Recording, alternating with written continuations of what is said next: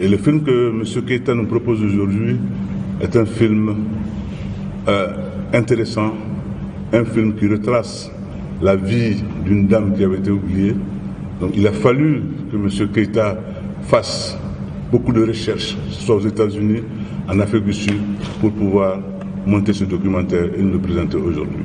C'est un honneur pour moi de me tenir devant vous ce soir en tant que représentant du ministre de l'artisanat de la culture, de l'industrie hôtelière du tourisme. M. Mahmoud Daffé empêché ce soir.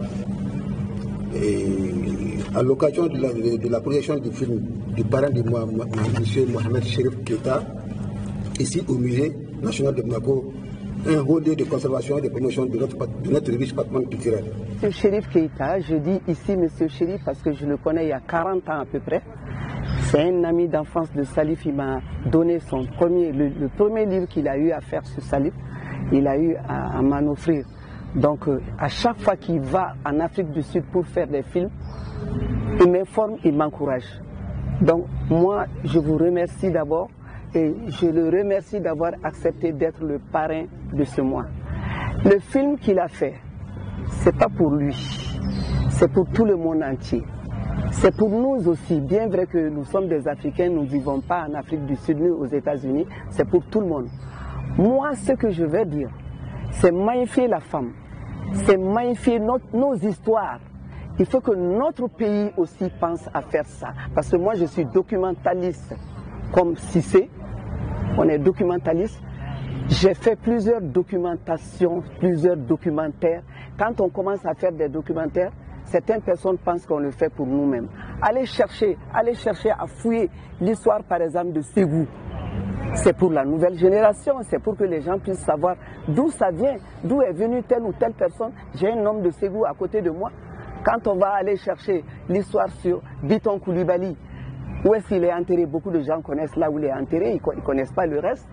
Donc il va falloir que nos États aident les gens à réaliser les films documentaires. Ça demande des sous, ça demande de l'énergie, ça demande du temps. Vous avez vu tout ce qu'il a eu à faire. Moi, je n'ai pas eu à faire tout ça, mais j'ai eu à faire beaucoup de choses. Donc je lance cet appel à nos autorités, aux mécènes, à tous ceux qui aiment notre grand Mali, qu'on n'oublie pas le passé. C'est le passé qui nourrit le présent.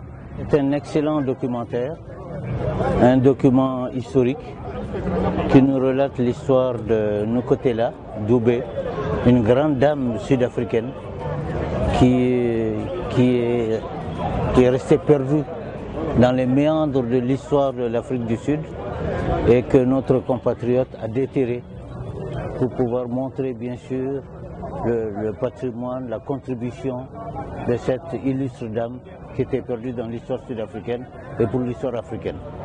Nkotela, c'était une grande dame parce qu'elle était à la base de la chanson qui va réunir tous les Noirs sud-africains. Et à la base également d'une école des filles qui va être, et qui est toujours d'ailleurs, une école d'excellence. Une école d'excellence. C'était la femme de John Doubé, qui est un des pères fondateurs de l'ANC. Et comme on dit, derrière tout grand homme, il y a toujours une grande dame. Et c'est l'exemple. C'est notre compatriote.